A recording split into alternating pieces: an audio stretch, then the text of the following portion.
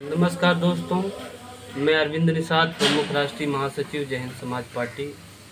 आज विगत 2 दिनों से जो मामला चल रहा है इलाहाबाद हाई कोर्ट का, जो एससी का नोटिफिकेशन है उसको रद्द कर दिया है, इसी मुद्दे पर मैं आप लोगों से अपनी बात रखने के लिए आया।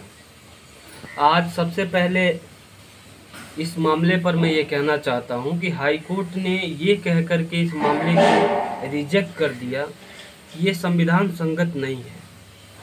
सबसे पहले तो मैं पूछना चाहता हूँ कि हमारे देश में संविधान संगत है क्या?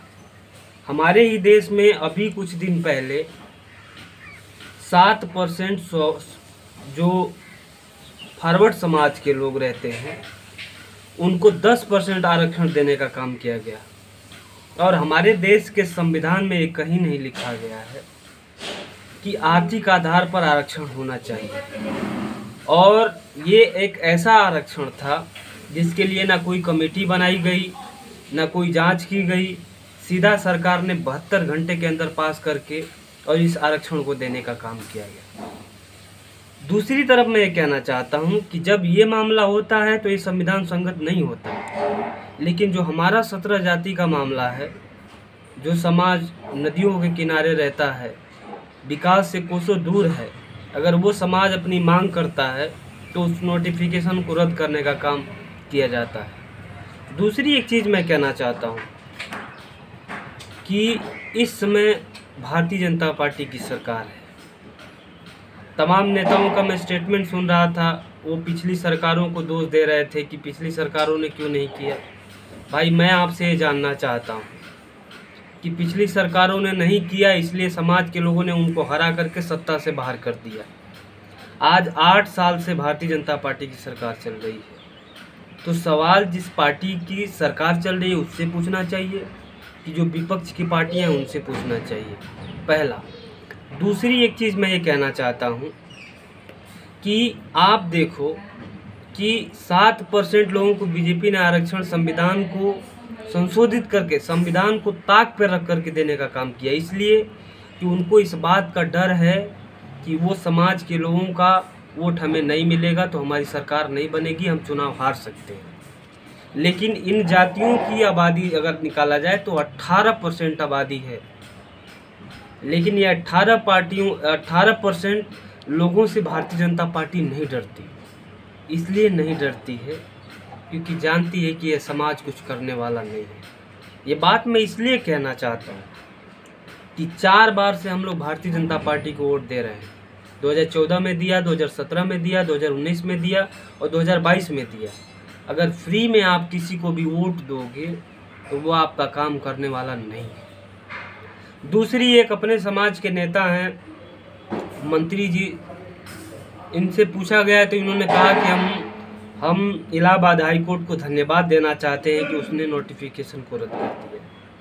मैं आपसे सवाल पूछना चाहता हूँ कि नेताजी, आप हमको बताइए, अगर सुप्रीम कोर्ट ने हाई कोर्ट ने इस मामले को रद्द करके अच्छा किया है तो 24 जून 2019 को आदित्यनाथ योगी जी ने नोटिफिकेशन क्यों जारी किया? दूसरी बात है कि 2019 से लग करके आप बीजेपी को जिता रहे हो, तो जब यह मामला गलत ही था तो फिर आपने नोटिफिकेशन क्यों जारी कराया? तो तीसरी एक चीज़ मैं कहना चाहता हूँ समाज के लोगों से, जब समाज का नेता नपुंसक होता है, जब समाज का नेता सिर्फ परिवार के लिए जीता हो, वो समाज का कभी उद्धार होने वाला नहीं है। एक नेता थे भीमराव अंबेडकर जी, उन्होंने सांसद थे उस समय और कानून मंत्री थे। जब सदन में उन्होंने समाज की आवाज़ को उठाया और उनके समाज की बात को नहीं किया गया, उनकी बात को नहीं माना गया, तो उन्होंने अपना इस्तीफा उनके मुंह पे मारने का काम किया। मैं ये नेताजी से पूछना चाहता हूँ कि आपकी औकात है, आपके अंदर दम है कि आप इस्तीफा दोगे इस मामले को लेकर के? दूसरी एक चीज़ और लास्ट कहना चाहता हूँ समाज के लोगों से। समाज के लोगों, संजय निषाद समाज के लोगों को कहते हैं कि गंवार है, और इनके कार्यकर्ता भी अपने लोगों को गंवार समझते हैं। मैं समाज के लोगों से कहना चाहता हूँ कि जब इनके कार्यकर्ता और ये खुद गांव में जाते हैं तो इनको काला झंडा दिखाओ और इनके कार्यकर्ताओं को गांव में मत घुसने दो। अगर गांव में घुसते हैं तो इनसे सवाल पूछो कि तुम आरक्षण को लेकर के, हजारों लोग जेल में गए, हजारों लोगों के ऊपर मुकदमा हुआ, लेकिन इसका फ़ायदा समाज को नहीं हुआ, संजय निषाद के परिवार को हुआ। तो बताओ समाज का भला कब करोगे। दूसरी एक चीज़ कहना चाहता हूँ समाज के लोगों से, ऐ समाज के लोगों, आप लोगों को एक चीज़ समझना पड़ेगा कि कोई भी पार्टियां हैं जिनका 7% वोट है उनसे डर लगता है, लेकिन हमारा 18% वोट है, हमसे डर नहीं लगता है। इसलिए नहीं डर लगता है कि उनको पता है कि निषादों में एक मीर जाफ़र है जो पैसे के लिए अपना ईमान बेच देगा, इसलिए वो उसको मैनेज कर लेते हैं, समाज को कुछ नहीं देने का काम करते हैं। तो समाज के लोगों को मैं कहना चाहता हूँ कि ऐसे मीर जाफ़र को समाज से लात मार करके भगाना पड़ेगा, तब जा कर के समाज को कुछ मिलने वाला है, अदरवाइज कुछ मिलने वाला नहीं है। तो मैं समाज के लोगों से ये कहना चाहता हूँ कि आने वाले 2024 में ये 18% जो हमारा वोट है, इसकी वोट की ताकत को दिखा करके और भारतीय जनता पार्टी को हम लोग को हराना पड़ेगा, तब जा कर के हमारे इस आरक्षण के मामले को सॉल्व किया जाएगा, अदरवाइज कुछ होने वाला नहीं है। तो मैं समाज के लोगों से ये निवेदन करना चाहता हूँ कि इस नेता को आपने देख लिया, इनके लिए सिर्फ परिवार, आज तक आरक्षण के नाम पर जब आंदोलन हुआ तो इसमें फ़ायदा समाज का नहीं, उनके परिवार का हुआ।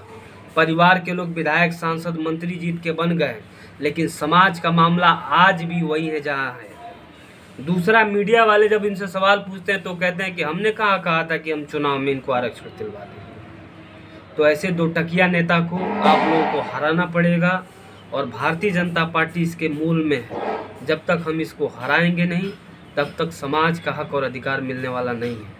तो है मेरे समाज के लोगों, इस वीडियो को आप शेयर करिए और आप सहयोग करिए, ताकि ये आवाज़ समाज के हर उस बच्चे तक जाए जो इस बात को समझे। ज़्यादा कुछ न कहते हुए मैं अपनी बात को ख़त्म करता हूँ। जय हिंद, जय समाज, जय हिंद, जय हिंद।